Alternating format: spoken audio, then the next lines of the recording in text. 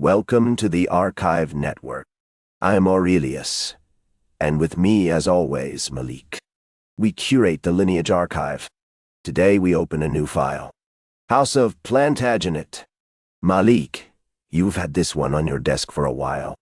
In a world where loyalty was bought with steel and blood, the Plantagenets seized chaos with a fierce determination. They weren't born into power. They forged it through cunning and brutality. Picture 12th century Europe, imposing stone castles, constantly shifting borders and ruthless ambition driving men to betray their closest allies.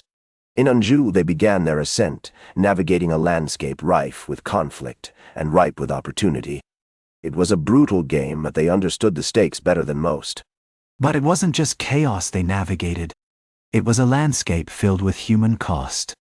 The common folk suffered greatly while the lords indulged in their games. You make it sound like a grand chess match, Aurelius. But every move meant lives lost and families torn apart. The Plantagenets thrived on that suffering, treating the lives of ordinary people like mere pawns. It's heartbreaking to think of the faces behind those losses, the stories that went unheard amidst the power struggles. Geoffrey, Count of Anjou, wore a sprig of broom flower, the Plantagenista, a simple emblem that would come to define a legacy far greater than he could have imagined. His son Henry would take that legacy and wield it with both might and strategy, crafting an empire that would stretch across lands and generations. In the grand tapestry of history, we see how such symbols carry weight, shaping destinies and forging paths. We learn that legacies, when embraced, can change the world. But Henry's story isn't just about ambition. It's really about a mother's relentless fight for her son's right to the throne. Matilda stood up against Stephen of Blois, and the chaos of the anarchy wasn't just background noise.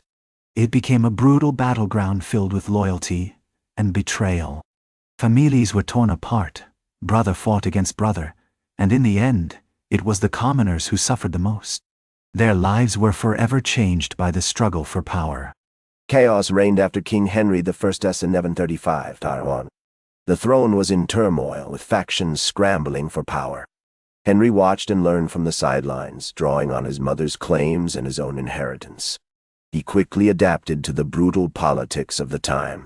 Using a mix of force and negotiation, he carved out his path.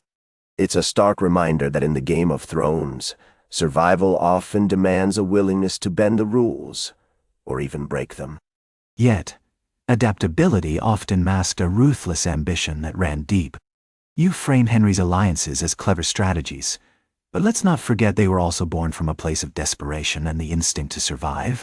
The common people, they had no say in these grand alliances. They were just pawns in a king's game, shuffled around without a thought for their lives. The weight of their struggles often gets lost in the politics, but it's crucial to remember their stories. Then came the audacious move, marriage to Eleanor of Aquitaine in 1152. This union didn't just stretch the Plantagenet realm across vast territories. It was a masterstroke of statecraft. We're talking about a strategic coup that intertwined the fates of two powerful houses. It wasn't merely about love or companionship. It was a calculated decision that shifted the core of Europe, reshaping alliances and ambitions. This is how power brokers operate, weaving personal ties into the grand tapestry of history. But this marriage didn't bring peace. It brought a whole new set of tensions. Eleanor's previous ties to France only complicated things more. Suddenly, the Plantagenet realm wasn't just a kingdom. It became a patchwork of feudal loyalties, each with its own ambitions and desires. You had powerful nobles jostling for control, each move creating ripples that affected countless lives. It was an empire built on shifting sands, not solid foundations, and the cost was borne by everyday people caught in the middle. The spectacle of power echoed through castles like Chinon, grand and imposing. Kings traveled across the land, bestowing lavish gifts to their loyal subjects while demanding unwavering fealty in return. Each stronghold stood as a testament to authority and legitimacy, a fortress of ambition. Yet, we can see that Henry's reign was not without its challenges. Nobles grew restless, rebelling against his reforms. Power always invites resistance, and history teaches us that even the mightiest can face pushback. And it was in that resistance that the true cost of ambition really comes into focus. Becket's murder in 1170 wasn't just another political scandal. It shook the very foundations of the kingdom. After his death, pilgrims began to flock to his shrine, openly defying the king's authority. It was a bold statement, showing that the Plantagenets' claim to divine right was being questioned. This wasn't just about power. It was about the people who believed in something greater than themselves. By the end of Henry's reign, the Plantagenets had risen to become the most powerful dynasty in Western Europe. Their motto, Dieu et mon droit, God and my right, was a bold assertion of their divine legitimacy. But let's be clear, this power was anything but stable. It relied heavily on sheer will and ambition, not on any solid system of governance. Empires often wear a facade of strength, yet underneath, we find a fragile web of interests and rivalries, constantly at risk of unraveling. And within that fragility, the seeds of conflict were already sprouting. You could feel the tension in the air. The ambitions of Henry's sons threatened to unravel everything he had built. Their rivalry wasn't just about power. It would become a story of betrayal, tearing families apart and leaving scars that would last generations.